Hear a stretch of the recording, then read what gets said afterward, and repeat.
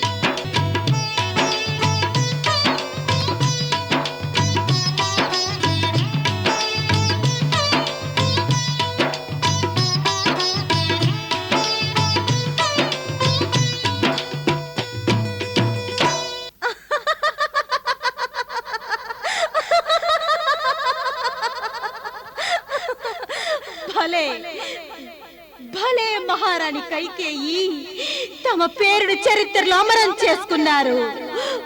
భలే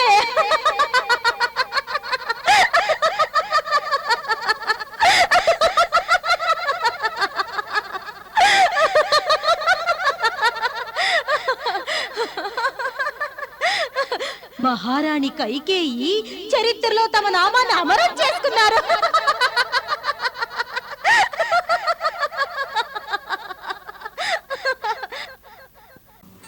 మేము మిథిలా దేశులకు కృతజ్ఞతలు తెలుపవలసిన తరుణమిది.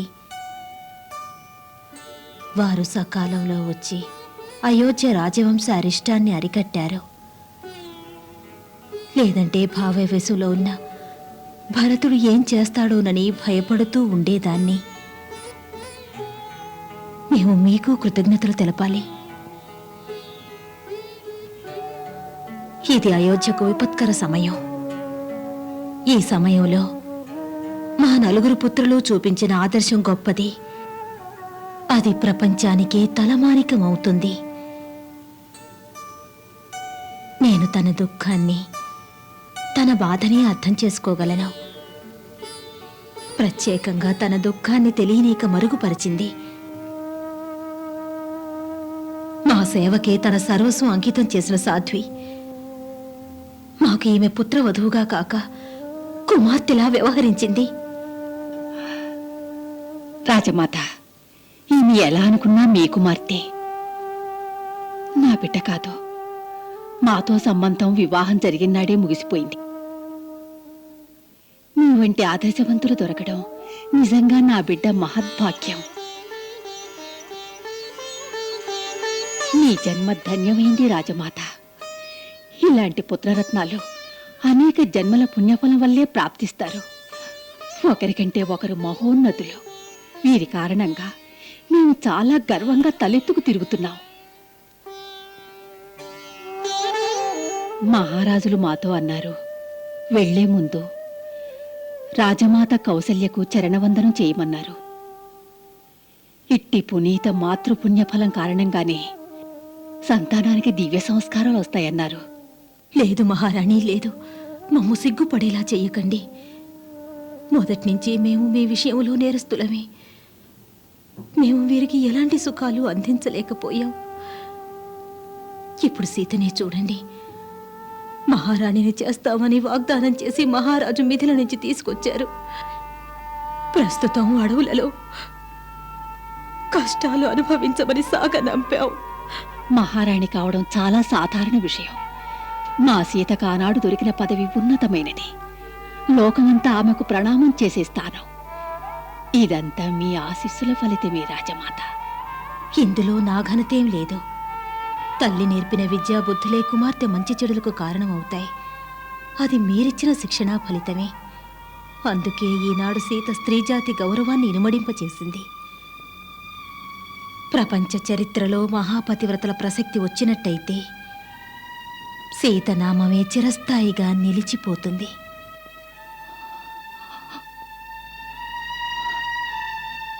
రాజమాత నోటి ద్వారా మీ ముగ్గురిని ప్రశంసించడం విన్న తరువాత నా హృదయం ఉప్పొంగిపోయింది. మీ సహోదరి సీతను చూడండి. తన ఉత్తమ ప్రవర్తనతో ఎలా సర్వజనాదరణ పొందిందో చూడండి. ఆమె వలనే మీ ముగ్గురు కూడా త్యాగాభిమానాలలో కొత్త ప్రమాణాలు సృష్టించాలి. మీరు ముగ్గురు రాణులను సమానంగా గౌరవించవలసి ఉంటుంది. ఎటువంటి భేదభావం లేకుండా ఆ ముగ్గురికి సేవలు చేయడం మీ యొక్క పరమ కర్తవ్యం.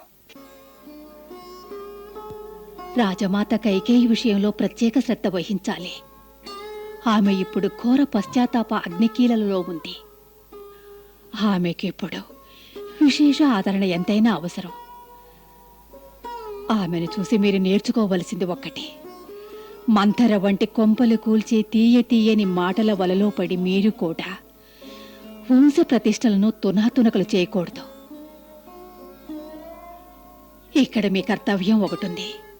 మీ భర్తలలో సత్ప్రవర్తన ప్రభావంతో ఆ నలుగురు అన్నదమ్ములలో ప్రేమ, అభిమానాలు పెరిగేలా చూడాలి.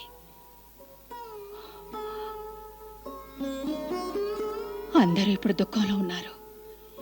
ఈ సమయంలో మిమ్మల్ని మిథిలకు రమ్మని ఆహ్వానించలేను. మీ మెట్టినింట ఇది కష్ట సమయం కాబట్టి ఈ సమయంలో మీరు మీ భర్తలు, మహారాణులు, సమస్త బంధుజనంతో ఈ కష్టాన్ని పంచుకోవడమే మీ ధర్మం.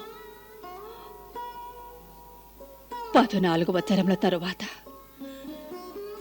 కష్టాల కారుమబ్బులు చెదిరిపోయాక, మీ మెట్టినింట నలువైపుల ఆనందం వెల్లివిరిశాక మీకు స్వాగత వచనాలు పలికేందుకు మీ పుట్టింటి ద్వారాలు తెరిచే ఉంటాయి.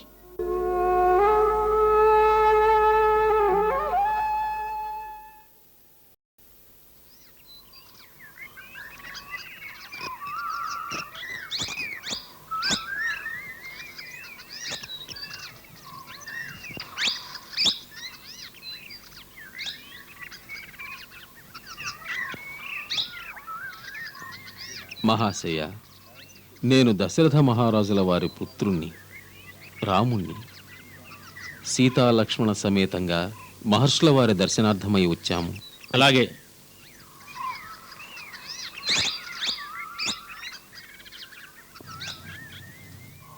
అహం బ్రహ్మస్మి. గురుదేవా, శ్రీరామచంద్రులు సీతా సమేతంగా తమ దర్శనం కోసం వచ్చి తమ అనుమతి కోరుతున్నారు. రామచంద్రుల, ఈనాడు ఎంత శుభదినం. మేమే వారికి స్వయంగా స్వాగతం చెప్తాం.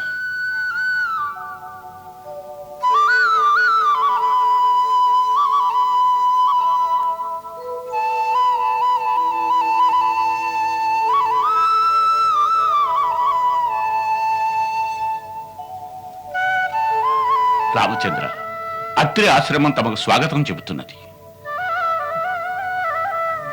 ఆయుష్మాన్ భవ.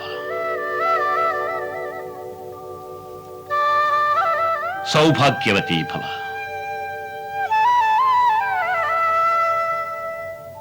శుభమస్తు. దయచేయండి.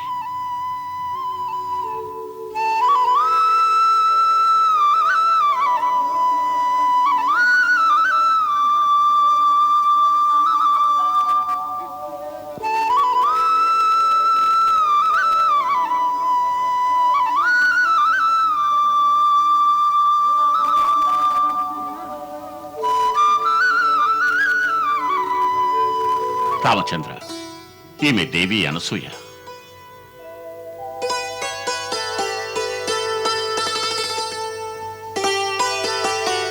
మహాదేవి, నేను దశరథపుత్రుని రాముణ్ణి.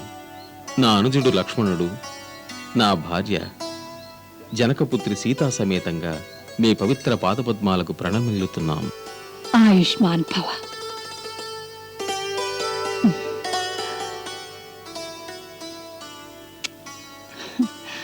అఖండ సౌభాగ్యవతీ భవ. దేవి, సీతను లోనికి తీసుకువెళ్ళు. సముచితంగా సత్కరించు. తరువాత విశ్రాంతి తీసుకొని. సీత, విశ్వవందనీయులైన మహాసతి అనసూయ దర్శనం కోసం దేవతలు కూడా ఎదురు చూస్తారు.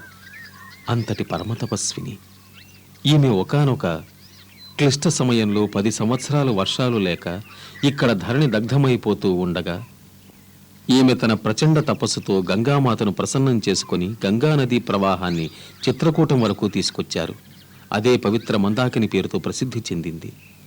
అంతేకాదు, వీరు చాలాసార్లు పరిహాస ధోరణిలో పెద్ద పెద్ద దేవతలను కూడా పరాజితులను చేశారు. ఒక సతి దర్శనం వలన పుణ్యం ఎలాగూ వస్తుంది. ముఖ్యంగా మహాసతి దర్శనంతో ఇహపరలోకాలు కాంతివంతమవుతాయి. వెళ్ళు, వారి పవిత్ర చరణాల చెంత కూర్చుని జీవితాన్ని ధన్యం చేసుకో. నువ్వు అధికంగా చెప్తున్నావు రామా. వాస్తవం నీకు తెలిసిందేగా. ఇదంతా నాకు కేవలం 10 చరణాలకు సేవ చేయడంలో లభించింది. ఇది కాక నాకింకేమీ తెలీదు. మిగిలింది ఆ దేవతలకే తెలియాలి. లోనికి రా సీత.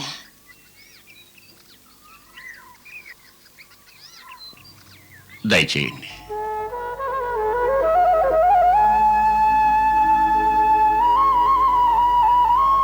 ఆసనాన్ని అలంకరించు.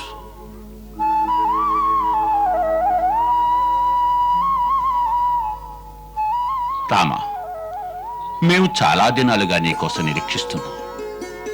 నీవు చిత్రకూటానికి వచ్చావని తెలిసినప్పుడు మేము ఇదే ఆశతో నీవు తప్పక మా ఆశ్రమానికి వస్తావనుకున్నాం. ఈవేళ నీ రాక కారణంగా మా ఆశ్రమం ధన్యం అయింది. ఇదంతా తమరు ఉదారతే మహాత్మా. మీరీ సేవకుడి గౌరవాన్ని పెంచుతున్నారు. నేనింకా ముందుగానే తమ దర్శనార్థం రావాలనుకున్నాను. ఆలస్యానికి క్షమించండి. ఈనాడు తమ పావన చరణాల చెంత కూర్చుని ధన్యుడనయ్యాను. రామ, సంపూర్ణ ప్రభుతాప్రాప్తి పొంది ఎంతో వినమ్రతతో ఉన్నావు. ఇందుకే నీవు సమస్త ప్రాణుల మనసులు దోచుకోగలుగుతున్నావు. నగరస్థో వనస్థో వా శుభో వా యది వా శుభః యా సాంగ్ స్త్రీణాం ప్రియో భర్తా తాసాంగ్ లోకా మహోదయ తుః శీల కామవృతో వా धनेर्व परिवर्जितः स्त्रीणांग आर्य स्वभावानां परमं देवतं पति. పుత్రి, తన నాథుడే స్త్రీకి ఆదర్శ దైవమవుతాడు. రాజభవనంలో ఉన్న, కుటీరంలో ఉన్న, నిర్భాగ్యుడైనా లేక నిర్దయుడే అయినా ఉత్తమ స్వభావం కలిగిన స్త్రీలకు తన భర్త సర్వశ్రేష్ఠ దైవంతో సమానం. ఇప్పుడే నీ భర్త నా శక్తి గురించి ఎక్కువగా ప్రశంసించడం విన్నావుగా. అందుకు నేను ప్రత్యేకంగా చేసిందేమీ లేదు.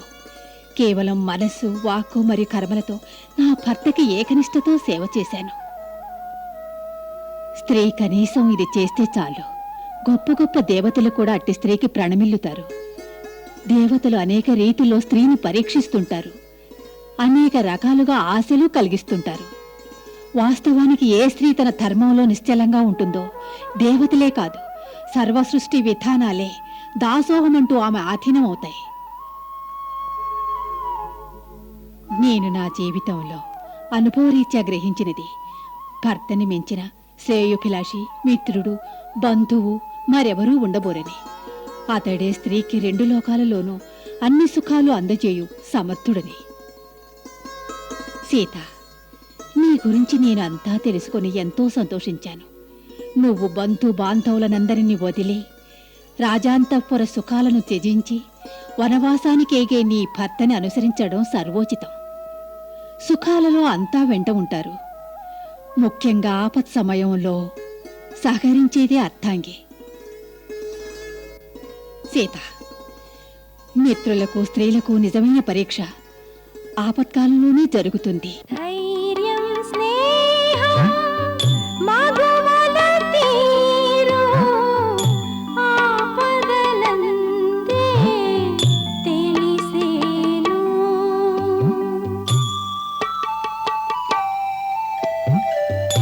ఒకటి భావం ఒక వ్రత నియమం తను మనసు పతికే అంకితం. తను మనసు పతికే అంకితం.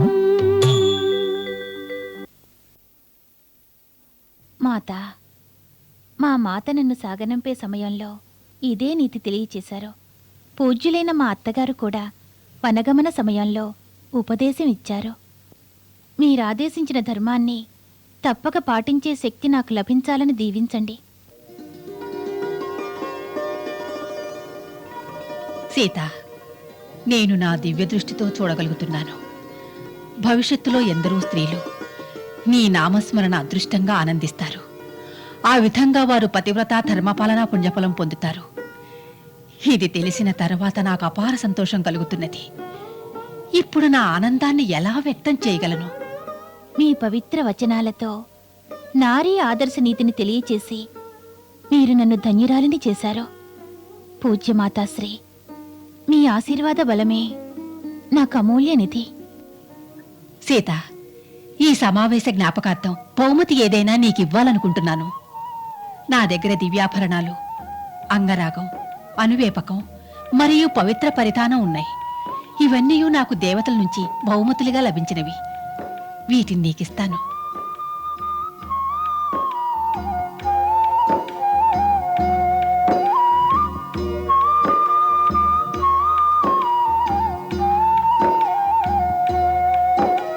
ఈ వస్త్రాభరణాలు నేను నీకిస్తున్నాను. వీటిని ధరించడం ద్వారా నీ భర్త నీకు ప్రసన్నుడవుతాడు. ఇవన్నీ నాకు దేవతా స్త్రీలిచ్చిన వివిధ కానుకలు. సుమంగళి అయిన స్త్రీ సర్వదా తన భర్త ముందు అందంగానే కనిపిస్తూ ఉండాలి. అప్పుడే భర్త మనసు ఆనందంగా ఉంటుంది. ఆ విధంగా స్త్రీకి భర్త అనురాగం లభిస్తుంది. ఈ వస్త్రాలు, ఈ ఆభరణాలు ఎప్పటికీ మలినం కావు. ఈ అంగరాగం ఇంకా ఈ అంగవేపనం ఉపయోగించడం వల్ల సర్వదా నవవధువులాగే కనిపిస్తుంటావు. సీత, నీవు ఈ వస్త్రాలు ఆభరణాలు నా సమక్షంలోనే ధరించు. నీ దివ్యమంగళ రూపం చూసి నేను ఆనందం అనుభవించాలి. అవును సీత, ఇవన్నీ నీకోసమే. నువ్వు వీటిని ధరించు. ఆజ్ఞ. ఇటు పైన వచ్చే ఈ అరణ్యంలో రాక్షసుల ఉపద్రవ కారణంగా ఇక్కడి మునులు తాపసులకు ఎటువంటి భద్రత లేకుండా పోయింది. ఆ రాక్షసులు నరభక్షకులు, తాపసులు బ్రహ్మచారులు అపవిత్ర అప్రమత్త సమయంలో ఉండగా వారిని ఆ రాక్షసులు చంపి తింటూ ఉంటారు. తమ రాజ్యసీమలో ఉన్న మునులకు తాపసులకు అభయాస్తాన్నివ్వడం తమ తక్షణ కర్తవ్యం. మీకు నేను వాగ్దానం చేస్తున్నాను మహర్షి. ఈ వనవాసకాలం పూర్తిగా నేను ఈ దండకారణ్యం నలువైపులా వివిధ స్థానాలలోని సమస్త ఋషిపుంగవుల ఆశ్రమ రక్షణకు నేనొక కాపలాదారుడిగా ఉంటాను. ఈ ఆశ్రమాలు సంపూర్తిగా రాక్షస భయవిముక్తి పొందేందుకు ఇక మీరే నాకు మార్గదర్శకులు కావాలి. ఎప్పుడెక్కడికి వెళ్ళాలో, ఏ మార్గాలలో వెళ్ళాలో. రామ, అందరికంటే ముందు నువ్వు శర్భంగ మహాముని ఆశ్రమానికి వెళ్ళు. ఆయన చాలా కాలంగా నీ కోసం ఎదురు చూస్తున్నారు. వారికిప్పుడు ఉన్న సమయం కూడా చాలా తక్కువ. అందుచేత నువ్వు ముందుగా వారిని దర్శించు. కానీ జాగ్రత్తగా వెళ్ళు. ఈ మార్గంలో విరాతుడనే ఒక నరభక్షక రాక్షసుడు తిరుగుతూ ఉంటాడు. అతడు నీకు శర్భంగ ఆశ్రమానికి ముందు లేదా అటుపైన గాని కనిపించవచ్చు. తమరు చింతించకండి మహాముని. తమ అభిప్రాయాన్ని గ్రహించాను. ఈ దండకారణ్యాన్ని రాక్షస భయం అనేది లేకుండా నిష్కంటకంగా మార్చుతాను. తమరు మనసారా ఆశీర్వదించండి. మా ఆశీర్వాదాలు సదా నీ వెంట ఉంటాయి.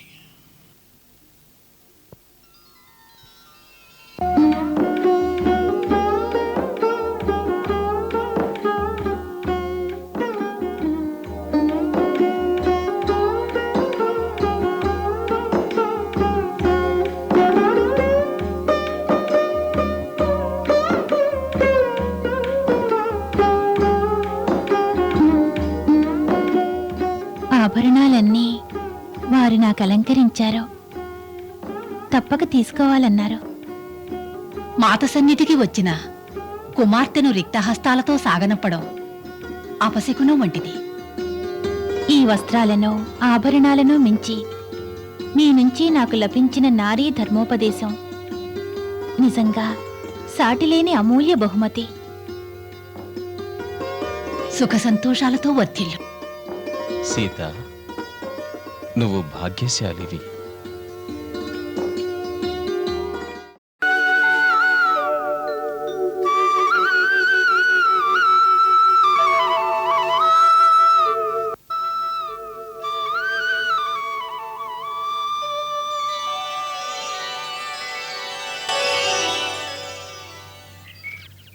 లక్ష్మణ, ఇదే శర్భంగముని ఆశ్రమం.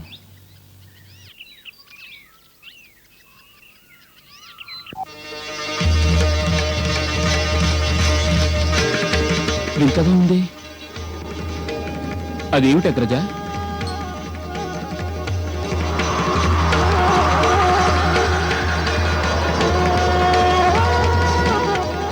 దేవలోకం నుండి దేవతలెవరో శర్భంగముని కోసం వస్తున్నారు.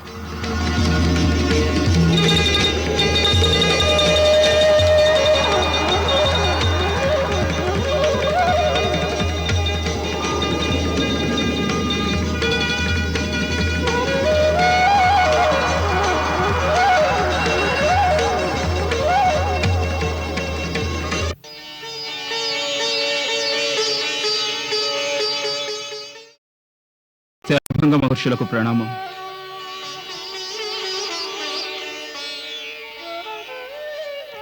తమ ఆగమనానికి కృతజ్ఞతలు దేవరాజా. మేం మిమ్మల్ని మా లోకానికి సాదరంగా ఆహ్వానించాలని యత్నించాం. స్వర్గానికి వెళ్ళటం పెద్ద విశేషం కాదు. ప్రస్తుతం మేమందుకు సిద్ధంగా లేవు. మాకు ఇష్టమైనప్పుడు మేమే వస్తాం.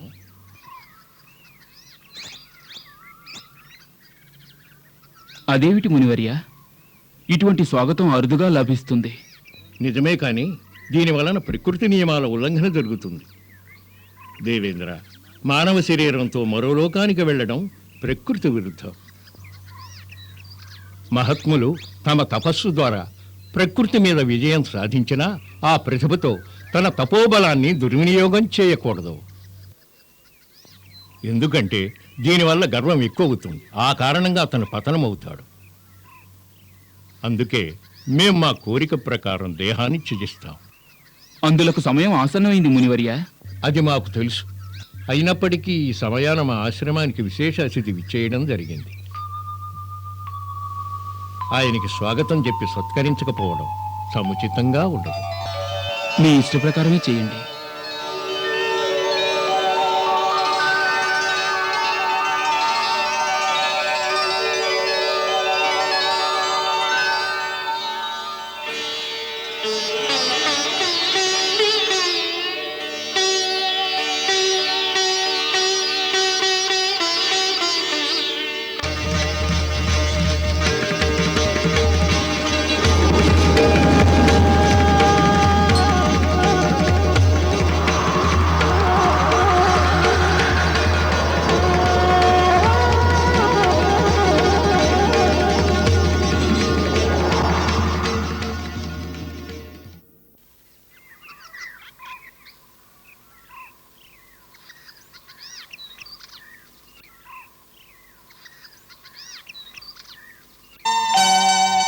ఆయుష్మాన్ భవ, సౌభాగ్యవతీ భవ, కళ్యాణమస్తు.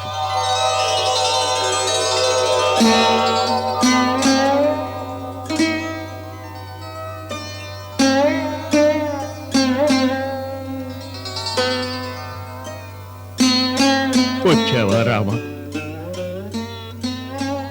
నీకు నా స్వాగతం. మహర్షి అత్రి నాతో అన్నది యథార్థమే. నీ రాక కోసమే ఎదురు చూస్తున్నాం. ఈ ధరిత్రిపై మా సమయం సమాప్తమవుతున్నది. అందుచేత దేవరాజేంద్రుడు నన్ను తన లోకానికి తీసుకువెళ్లాలని విచ్చేశాడు. మీ సంభాషణంతా విన్నాను మునీశ్వర. దేవతల రాజైన ఇంద్రుని ఆహ్వానాన్ని నిరాకరించి మీరు నిజాన్ని రుజువు చేశారు. మనిషి సంపూర్ణ కర్మయోగి, స్వార్థరహితుడు అయిన నాడు అతని స్థానం దేవతల కంటే ఉన్నతమవుతుంది. మనిషి తన ధర్మాన్ని, మానవునిగా తన కర్తవ్యాన్ని చేస్తే దేవతల వెనుక తిరగవలసిన అవసరం ఎంతమాత్రమూ ఉండదు. దేవతలే అతని చుట్టూ చేతులు కట్టుకుని తిరుగుతూ ఉంటారు.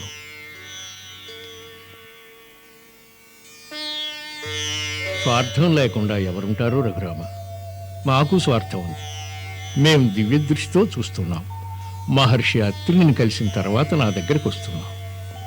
నీ దర్శన ప్రలోభంలో పడి నేను ఇంద్రుని ఆహ్వానాన్ని తుచ్చమైందిగా తలచాను. నేడు నీ దర్శనమైంది. నా అనేక జన్మల పుణ్యం సఫలమైంది పురుషోత్తమ. మునీశ్వర, తమరు నాకు పితృ సమానులు. ప్రతి తండ్రి తన పుత్రుని ప్రేమలో ఇలాగే మహదానంద భరితుడవుతాడు. ఓ రామ, ఒక సద్గృహస్థుని ఇంటికి ఎవరైనా సాధు పుంగవులు వచ్చినప్పుడు అతనికి ఏదైనా దానమివ్వటం వారి ధర్మం కదా. ఆ ప్రకారం సాధు సజ్జనుని నివాసానికి ఒక గృహస్థు వస్తే అతనికి ఆశీర్వాదాలతో ఆత్మజ్ఞానబోధ చెయ్యడం అతని ధర్మం కదా. కానీ నువ్వు స్వయంగా ఒక జ్ఞాననిధివి రామా. నేను నీకు ఏం బోధించగలను? మా తపోబలంతో మేం కొన్ని దివ్యసిద్ధులు ఆర్జించుకున్నాం. ఈ దేహాన్ని త్యజించే ముందు మా దగ్గరున్న శక్తుల్ని నీకు ఇవ్వాలనుకుంటున్నాం. స్వీకరించు రామా. మహాముని, తమరు చూపించే అనుగ్రహానికి కృతజ్ఞుణ్ణి. ప్రస్తుతం తమరు ఇవ్వగోరుతున్న దివ్యశక్తుల్ని స్వీకరించడం నాకు సముచితం కాదు. ఎందుకలా అంటున్నావు రామా? నా అభిప్రాయంలో సాధు సత్పురుషుల వద్ద ఎవరైనా తపోబలంతో తమ తమ కష్టాలు తొలగించుకోవాలి. మహాత్ములను సుఖ సంపదలు కోరుట ఇతరుల సంపదలపై కన్ను వేసిన చోరుని చందంగా ఉంటుంది. స్వాభిమానం గల పురుషులు ఇలాంటివి తమ స్వశక్తితో ఆర్జించుకోవాలి. తమ ఆశీర్వాదం చాలు నాకు. తమలాగే నేను కూడా నా కర్మబలంతోనే ఆ శక్తిని, ఆ జ్ఞానాన్ని నిస్వార్థ భావంతో ఉన్నతంగా మానవుణ్ణి మార్చే శక్తిని నా కర్మబలంతోనే సంపాదించాలని కోరుకుంటున్నాను.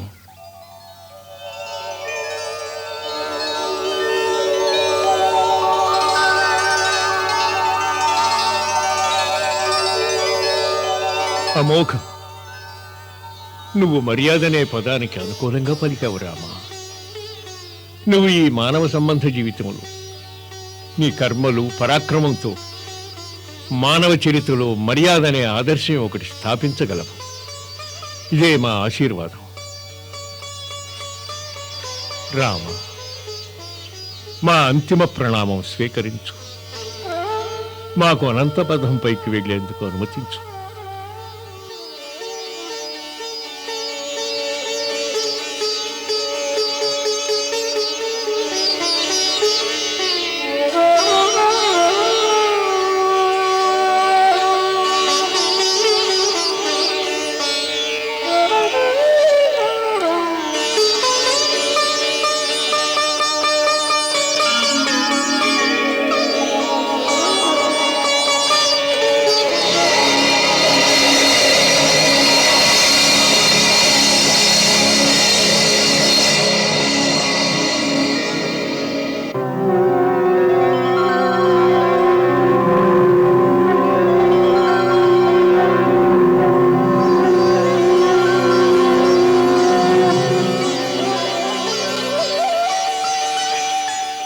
ఏం జరిగింది అగ్రజ? తపోధని శర్భంగుడు యోగాగ్నిలో తన పార్థవ శరీరాన్ని, తన సమస్త సంస్కారాన్ని దహనం చేసి స్వర్గధామం చేరారు.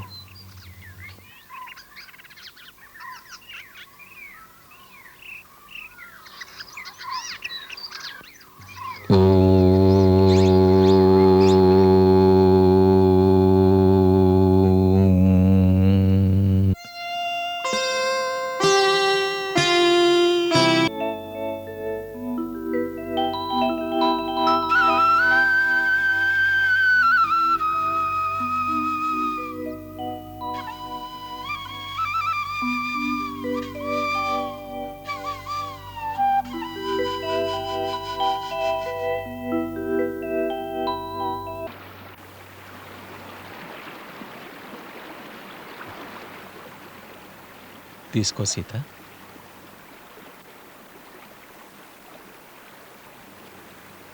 తీసుకో లక్ష్మణ. కూర్చో.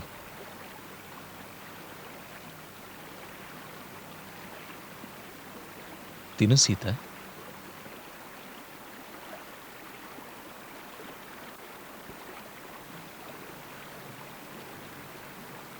అగ్రజ, లక్ష్మణ, మనం ఇలా అడవుల్లో తిరగడంలో 10 వత్సరాలు గడిచాయి. ఇన్నేళ్లుగా మనం ఎందరో సాధు మహాత్ముల్ని కలిశాం. వారిలో ఏ ఒక్కరి నామాలు గుర్తులేవు. లక్ష్మణ, నామాన్ని గుర్తుంచుకోవడం వల్ల ఏమిటి లాభం? నామమనేది కేవలం బయట గుర్తింపు కోసమే. వారి ఆంతరంగిక గుణాలనే మనం గుర్తుంచుకోవాలి. సిద్ధమహాత్ములు బాహ్య ప్రపంచం నుంచి దూరంగా ఈ దుర్గమారణ్యాలలో కూర్చుని సాధన చేస్తున్నారు. వీరు నాగరిక ప్రదేశాలలో వారి శక్తిని ప్రదర్శించడం లేదు. వారు చాలా దుర్లభమైన వారు. వారి దర్శన భాగ్యంతోనే మనకు లాభం చేకూరుతుంది. కేవలం దర్శనం వల్ల లాభం ఏమిటి? సీత, మనం ఎండలో కూర్చున్నంత మాత్రాన సూర్యుని వేడి మన శరీరంలోకి ప్రవేశిస్తుంది. అదేవిధంగా వారి దగ్గర కూర్చోవడం వల్ల వారి ఆత్మజ్ఞానం, వారి శక్తులు, వారి భావనల సూక్ష్మ ప్రకాశం మన సూక్ష్మ శరీరంలోకి ప్రవేశిస్తాయి. వారు చెప్పకుండానే మనకు ఎంతో ఇస్తారు. తపోవనంలో మనం ఇప్పుడు ఎక్కడ ప్రవేశిస్తున్నామో ఆ చోట గొప్ప ఋషులుంటారు.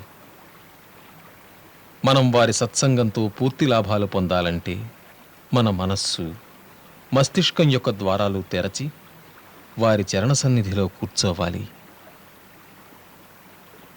మనం వారి వద్దకు వెళ్ళి వినమ్రతతో ఒక భిక్షుకుని వలె మనస్సనే సంచిని తెరచి ఉంచి మౌనంగా కూర్చోవాలి. అప్పుడు తమ సాధన ద్వారా పొందినటువంటి జ్ఞానరూపంలోని అమూల్య రత్నాల్ని మన సంచిలో అప్రయత్నంగా వేస్తూ ఉంటారు.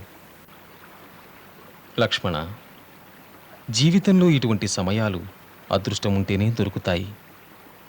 లేదంటే మనకి మహాత్ముల దర్శన భాగ్యం దుర్లభం. అన్నిటికంటే గొప్ప శక్తి మనస్సుది. కానీ మనసు ఒక చంచల హయంలాగా ఎప్పుడూ స్థిరంగా ఉండదు. యోగ సాధనలు చిత్తవృత్తులను ప్రతిఘటించి ఎవరైతే మనసును వశపరుచుకుంటారో వారి మనసు అన్ని విధాల ఆత్మ ఆధీనమైపోవడం చేత ప్రపంచంలోని సమస్త శక్తులపై అధికారం పొందుతుంది. రామా, మన కర్మల మంచిని చెడుని మరియు ప్రతి గడియ ప్రతి క్షణం పరీక్షించుకుంటూ ఉండాలి. తన కర్మని పరీక్షించుకోవటానికి మనిషి వద్ద ఒకే ఒక గీటురాయి ఉంటుంది. అతడు తనలో అనుకోవాలి, ఒకవేళ నేను ఇదే క్షణంలో చనిపోతే నా ఈ కర్మ ఏ లెక్కలోకి వస్తుంది అని. అందుకే ఒకవేళ ఏదైనా పొరపాటు జరిగితే దాన్ని తక్షణం సరిదిద్దుకోవాల్సి ఉంటుంది. ఈ తప్పుని రేపు సరిదిద్దుకోవచ్చునని ఎన్నడూ అనుకోకూడదు. ఎందుకంటే సమయం రేపటికి అవకాశం ఇవ్వదు. ధర్మ మార్గంలో వెళ్ళడానికి జ్ఞానప్రకాశం అవసరమవుతుంది. ఈ జ్ఞానప్రకాశంగానే లేకపోతే అంధకారబంధురమైన మార్గంలో ధర్మం ఒక అంధుడిలా దారి తప్పే అవకాశం ఉంది.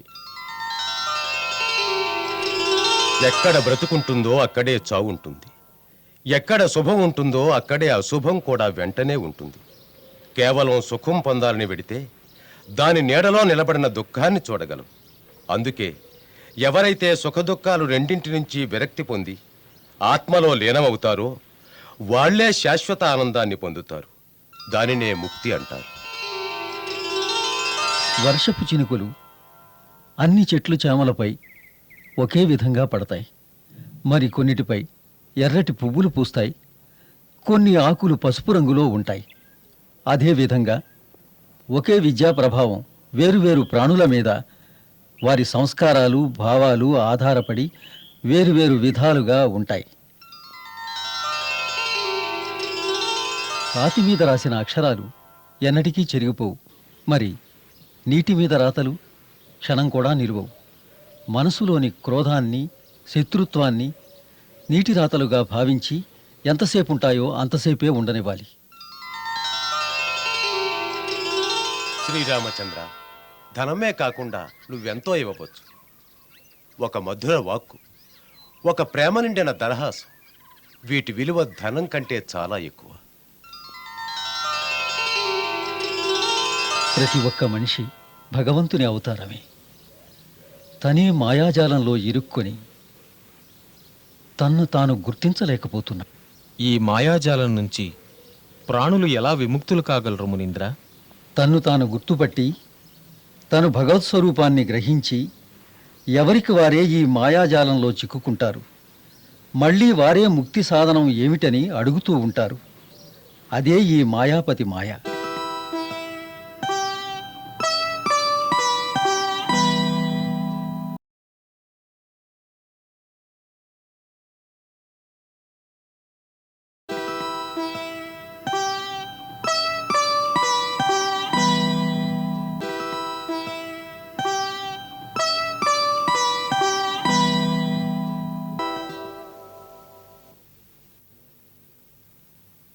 మునివర్య సుధీక్ష, నేను దశరథపుత్రుడను రాముడను. తమకు నమస్కరిస్తున్నాను.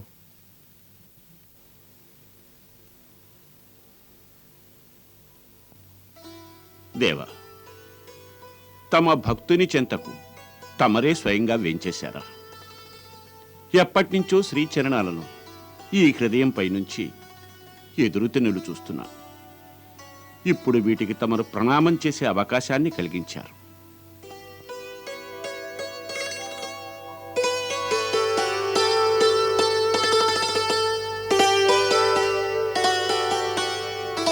మహాత్మా, నేను మానవ మాత్రుడను. నన్ను భగవంతుడంటూ నమస్కరించవద్దు. రామ, ఋగ్వేదం అంటున్నది, ఏకం సత్య విప్ర పౌదం వదంతి. సత్యం ఒక్కటే.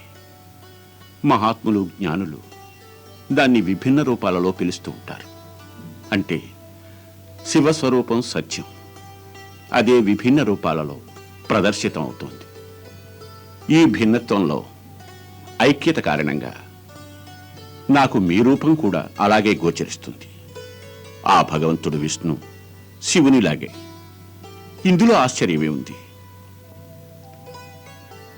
అందుకే మనస్ఫూర్తిగా నమస్కరిస్తున్నాను. తమరు మహోన్నత స్థాయికి చేరుకున్నారు. ఈ స్థాయిలో తమకు ప్రతి ప్రాణిలోనూ దైవత్వం కనిపిస్తూ ఉంటుంది.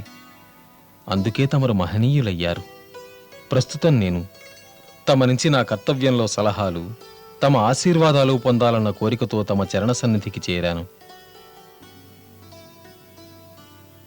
అలాగే తమరి సమయంలో మానవలీలలో చూపదలిచారు. అలాగే కానివ్వండి. మహానుభావ, తమరు నిర్ధారణ చేసుకున్న లక్ష్యంతో తమ కర్తవ్యాన్ని పలు సంవత్సరాలుగా నిర్వహిస్తున్నారు. తమరు చేసే కర్మరూపమైన పూర్ణ సాఫల్యానికి మా గురుదేవులు భగవాన్ అగస్త్యులే తమర్ని ఆశీర్వదించగలరు. తమరు వారిని దర్శించండి. ఎన్నో సంవత్సరాలుగా నాదొక కోరిక, అగస్త్య మహర్షుల దర్శనం పొందాలని. ఇప్పుడు తమరే దయతో వారిని చేరగలిగే మార్గం చూపిస్తే మేం కృతార్థులమవుతాం. అలాగా.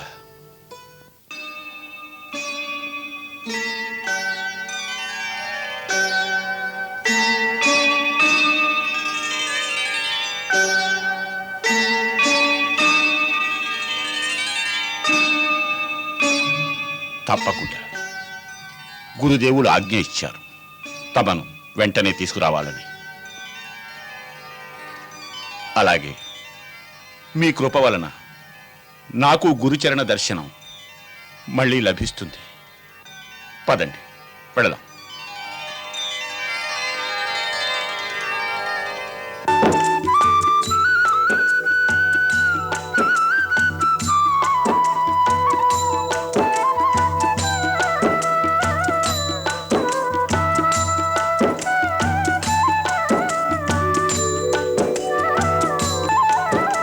ప్రభు, ఇదే మా గురుదేవుల ఆశ్రమం.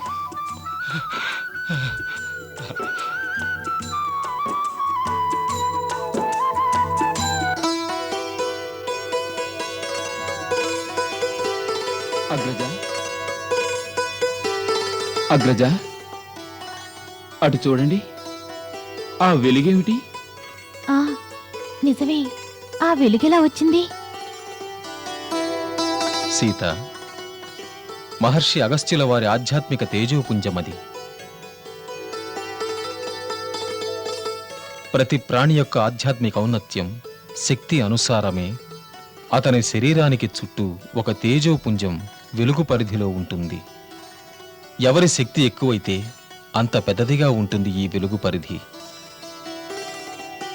మహర్షి అగస్త్యులు తన పరాక్రమంలో, శక్తిలో తన ఆరాధ్య గురువులు పరమేశ్వరునితో సమానం. ఒకసారి దేవతల కార్యంలో సహకరించేందుకు మహర్షి అగస్త్యులు సప్త సముద్రాలను తన దోసిటలో పోసుకుని తాగేశారట. మహాత్మా అగస్త్య, దానవులందరూ సముద్రంలో దాగి ఉన్నారు. వారనుకున్న వెంటనే బయటికి వచ్చి దేవలోకం మీద దాడి చేస్తున్నారు. వారిని సమూలంగా నాశనం చేసే వరకు దేవలోకానికి భద్రత లేదు. దయచేసి తమరు సముద్ర జలాల్ని కాసేపు తీసివేస్తే మేము ఆ రాక్షసులను సమూలంగా నాశనం చేస్తాం. ఇది మీకు మాత్రమే సాధ్యం అవుతుంది. మేము మీ శరణు కోరి వచ్చాం. మాకు సహకరించండి ప్రభు. తథాస్తు.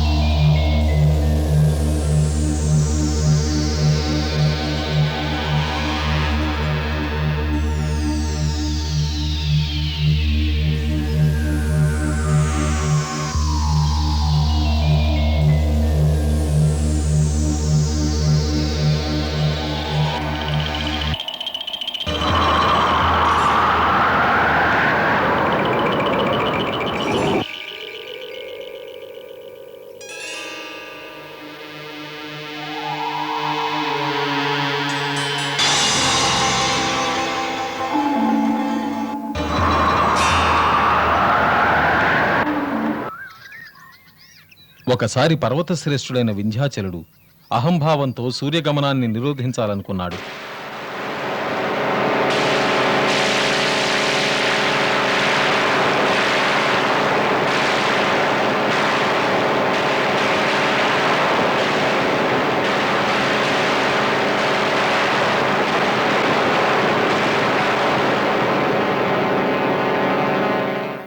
అప్పుడు అగస్త్య మహర్షి తన చరణాల కింద అతడి ఉద్దండతను అణచివేశారు. నాటి నుండి వింధ్యాచలుడు అగస్త్యులకు దాసులయ్యాడు. ఆ కారణంగానే ఆయన అగస్త్యుడంటారు. అగం పర్వతం స్తంభ్యతి ఇది అగస్త్యః అంటే అర్థం, ఎవరైతే పర్వతాన్ని స్తంభన చేస్తారో వారే అగస్త్యులని. అలాగా? అవును.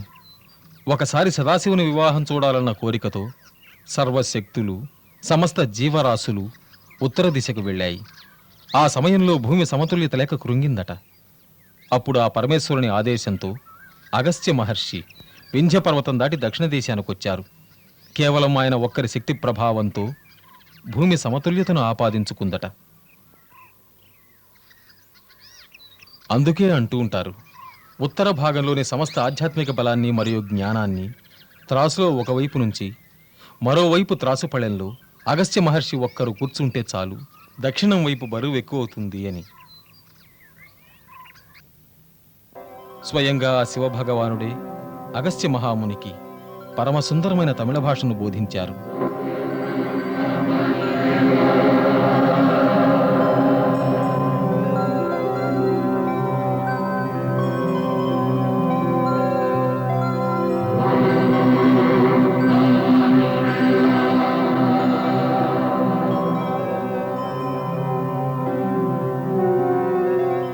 మహాముని అగస్త్యులు తమ మేధాశక్తిని ఉపయోగించి తమిళ భాషను వ్యాకరణబద్ధం చేసి దానిని ప్రపంచంలో శ్రేష్ఠ భాషగా చేశారు. ఈ ప్రపంచానికి ఆయన ఇచ్చిన శ్రేష్ఠ సంపద తమిళ భాష. దీనిలో సమస్త జ్ఞానాన్ని ఆయన పొందుపరిచారు. ఇదే ప్రకారంగా అగస్త్య భగవానులే బ్రహ్మలోకం నుండి కావేరి నదిని తన కమండలంలో ఉంచి తీసుకువచ్చారు. ఆ నదే నేడు సమస్త ప్రాణికోటి మేలు కోసం గంగా సమానంగా ప్రవహిస్తోంది. ఆ భగవంతుడు శివుడు మమ్ము పంపిన దేశంలో మాకు గంగా నది మరియు యమునా నది వంటి ఒక పవిత్ర నది ఎంతో అవసరం ఉంది. తమరు సర్వదా తమ భక్తులపై అనుగ్రహం చూపుతూ ఉంటారు. అలాగే మా ప్రార్థనను స్వీకరించి అనుగ్రహించండి. తథాస్తు. మహాత్మా అగస్త్య, లోక కళ్యాణం కోసం తమరు విన్నవించిన విన్నపాన్ని మేం స్వీకరిస్తున్నాం. పరమ పవిత్రం మరియు 3 లోకాలకు శుభదాయకమైన కావేరీ నదిని మీకు ప్రసాదిస్తున్నాం.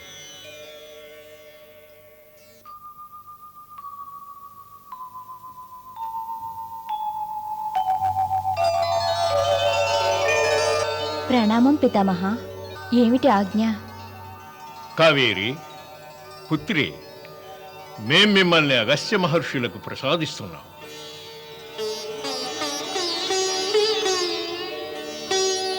తమ ఉత్తమ జన్మ కారణంగా దక్షిణాన్ని పవిత్రంగా సర్వసమృద్ధిగా మార్చు. ఎక్కడెక్కడ నుంచి నీ నిర్మలమైన జలధార ప్రవహిస్తుందో ఆ ప్రదేశం 3 కాలాలలో సర్వదా పచ్చపచ్చగా మరియు సమృద్ధిగా మారాలని ఆశీర్వదిస్తున్నాను. మాత, తమరు నా కమండలంలోకి వేంచేయండి. అలా భూమి మీదకు నేను తీసుకువెడతాను.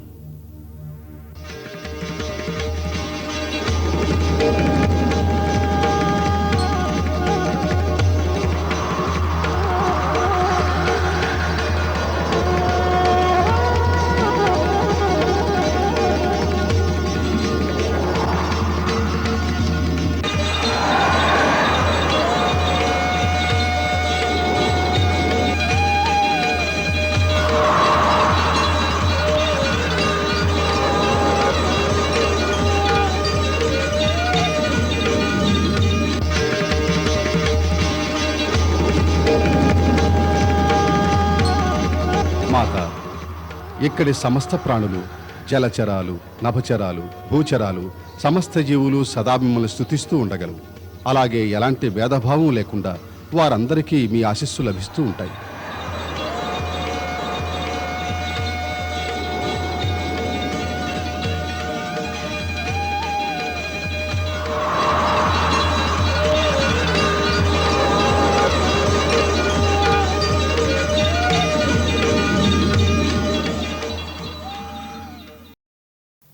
మా గురుదేవుల ఆశ్రమంలో అబద్ధాలు మాట్లాడే వ్యక్తి, క్రూరుడు, ధూర్తుడు లేదా పాపాత్ముడైన మనిషి ప్రాణాలతో నిలిచి ఉండలేడు.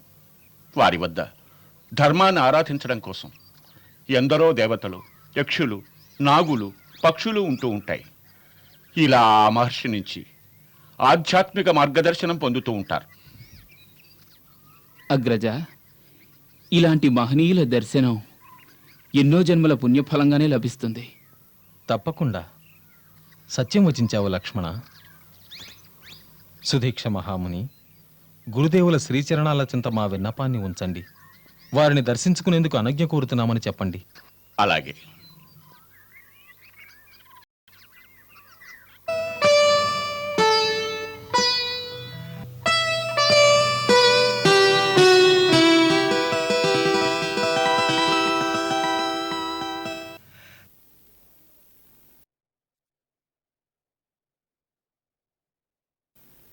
నేడు ఆర్యావర్త సూర్యుడు ఈ అగస్త్యాశ్రమంలో ఉదయించాడు. మా చిరకాల అభిలాష నేడు నెరవేరింది. మునీంద్ర, ఈ వనవాస సమయంలో భరద్వాజ మహాముని, వాల్మీకి మహర్షి, అత్రిముని, సతీ శిరోమణి అనసూయాదేవి, సిద్ధ జితేంద్రియ శరభంగాది అనేక మనస్సులు, తపస్సులు, మహాత్ముల సత్సాంగత్యంలో గడిపిన క్షణాలు జన్మజన్మల పుణ్యఫలంగా లభించినవి. ముఖ్యంగా సుతీక్ష్ణ మహాత్ముల సహకారంతో తమ దర్శన భాగ్యం సాక్షాత్తు ఆ సర్వేశ్వరుడు మహాదేవుని సాక్షాత్కారం పొందడం వంటిదే. తన సేవకుని గురించి సదా ఘనంగా చెప్పడమే సత్పురుషుల లక్షణం. రామా, నీకు ఈ రహస్యం తెలిసిందే కదా. స్వయంగా మహాశివుడే ఎవరి నామస్మరణ చేస్తుంటాడో ఆయన కృపా కటాక్షంతో ఒక తుచ్చ ప్రాణికి కూడా భక్తి, శక్తి, జ్ఞానం సర్వస్వము ప్రాప్తమవుతాయి. ఈ వినయభావమే తమకు శోభనిస్తున్నది. వాస్తవానికి తమ ఔన్నత్యం, తమ మహిమలు దేవతల్ని కూడా మించినవి. తమ సూర్య సమాన తేజస్సుతో సముద్ర జలాలు ఇంకిపోయేలా చెయ్యగల సమర్థులు మీరు. ఓ దీర్ఘాయు ధన్యాత్మ, తమ సిద్ధుల ముందు తలలు వంచి దేవతలు, గంధర్వులు, సిద్ధులు, యతీంద్రులు తమ ఉపాసన ద్వారా ధన్యులవుతున్నారు. నేడు తమ పాదాల చెంత కూర్చున్న మా ముగ్గురి జన్మలు ధన్యమైనవి. ఈ దుర్లభ పుణ్యం మా వనవాస అంతిమ సమయాన ఇలా మాకు దక్కింది. నీవు దండకారణ్యం వచ్చావన్న వార్త నాకు అందినప్పుడు నా హృదయంలో ఒక ఆశాజ్యోతి వెలిగింది. ఈ ఆశ్రమానికి వస్తావన్న ఆశ కలిగింది. నీ దర్శన భాగ్యంతో మా నేత్రాలకు ధన్యత చేకూర్చాలనుకున్నాం. ఈరోజు ఆ ఆశ ఫలించింది. ఇన్ని వత్సరముల వరకు దండకారణ్యంలో ఋషుల రక్షణాభారాన్ని నిర్వహించావు. ఇహ నీ వనవాస కాల వ్యవధిలో చాలా తక్కువ కాలమే మిగిలి ఉన్నది. ఈ శేష సమయం నీవు మా ఆశ్రమంలో ఉంటూ గడపవచ్చు. ఈ ఆశ్రమం రాక్షసుల దుండగాల నుంచి సురక్షితం. ఇక్కడకు వచ్చే మృగాలకు హింసా ప్రవృత్తి ఉండదు. నీ యొక్క తపస్సుకు, నీ సాధనకు ఇక్కడి వాతావరణం అనుకూలంగా ఉంటుంది. ఇది మీ విశేష అనుగ్రహం మునీంద్ర. తమ చరణాల నీడలో ఉంటూ ఆధ్యాత్మిక పెన్నిధిని పొందడం, శాంతియుత జీవనం, ఇంతకు మించి సౌభాగ్యం ఇంకేముంటుంది. అయితే నా ఉద్దేశం తమకు తెలియందేమీ కాదు. నేను దండకారణ్యాన్ని రాక్షసుల దురాచార దుష్టశక్తుల బారి నుంచి కాపాడతానని శపథం చేశాను. కనుక ఈ సదవకాశాన్ని నేను చేజేతులా విడువక తప్పటం లేదు. చక్కగా వచించావు రామా. దివ్య దృష్టితో చూస్తున్నాను. నీ కార్యాలు, దేవతల ఉద్దేశాలు ఇంకా పూర్తి కాలేదు. నీవన్నది సముచితం. ఈ దండకారణ్యాన్ని నీ వంశజుడైన పూర్వీకుడు దండక మహారాజు పాలించేవారు. నరభక్ష రాక్షసులు ఈ రాజ్యాన్ని ఇలా శ్మశానంగా మార్చారు. అందుకని నేను నిన్ను కర్తవ్య విముఖుడిగా చేయలేను. అయ్యా, దయచేసి నాకొక ఉపాయం చెప్పండి. రాక్షసుల రాకను అరికట్టి కాపలాకు అనువైన స్థానం సూచించండి. అనువైన స్థానం పంచవటి ఒక్కటే. పవిత్ర గోదావరి తీరాన ఆ స్థానం ఎంతో రమ్యమైనది. నీవు అక్కడే నివసించు. దానికి చేరువలో జనస్థానంలో రాక్షసులు తమ ప్రథమ స్థానం ఏర్పరచుకుని ఉన్నారు. నీవు అక్కడే ఉంటే నీ సంపూర్ణ సామ్రాజ్య సరిహద్దును రక్షించగలవు.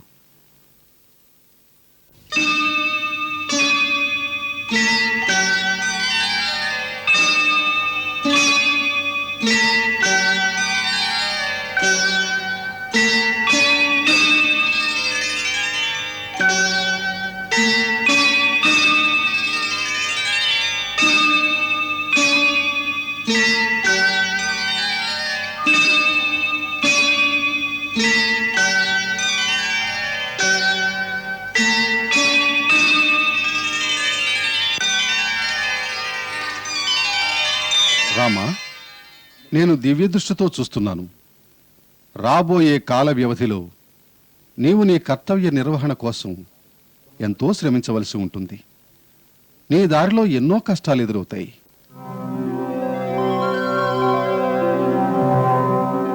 నీకు విశ్వామిత్ర మహర్షి ఇచ్చిన దివ్యాస్త్రాల వివరాలు అన్నీ నాకు బాగా తెలుసు. ఇప్పుడు నా వద్దనున్న అస్త్రాలు కూడా నీకు భవిష్యత్తులో ఎంతో ఉపయోగపడగలవు. అందుకని అవన్నీ నీకు ఇవ్వాలనుకుంటున్నాను. నా వెంట రండి.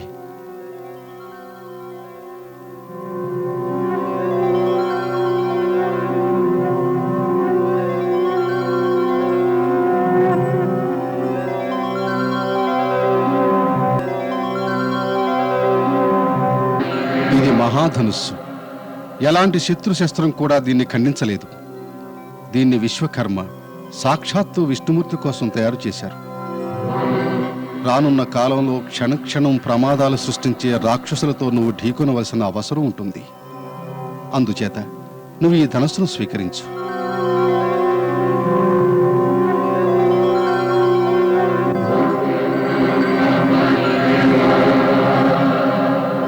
ఇవి రెండు దివ్య తుణీరములు. ఇవి నాకు ఇంద్రుడి నుంచి లభించాయి. ఇవి అక్షయ తుణీరములు. వీటిలో బాణాలు ఎన్నడూ సమాప్తం కావు. ఈ 4 బాణాలు శత్రు నాశనం చేసి అంతర్ధానం అవుతాయి. తిరిగి ఈ తుణీరంలో కనిపిస్తూ ఉంటాయి. ఇవి మీ ఇరువురి కోసం. మీరు వీటిని స్వీకరించండి.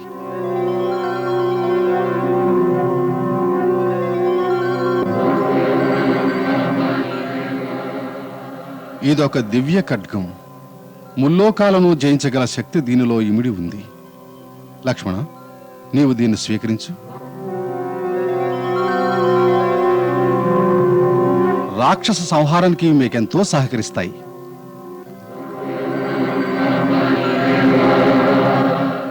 రామ, ఇది మహోన్నతమైనది.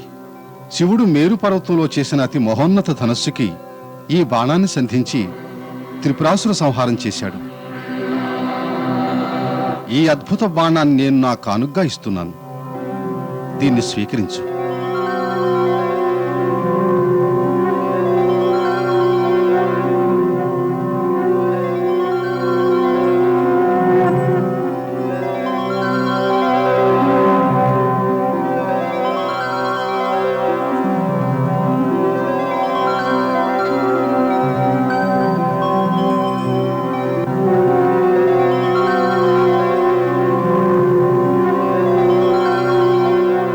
దివ్యాస్తరాల సమస్త శక్తులు నేటి నుంచి నీ అధీనంలో ఉంటూ నీ ఆజ్ఞలను పాటించగలవు.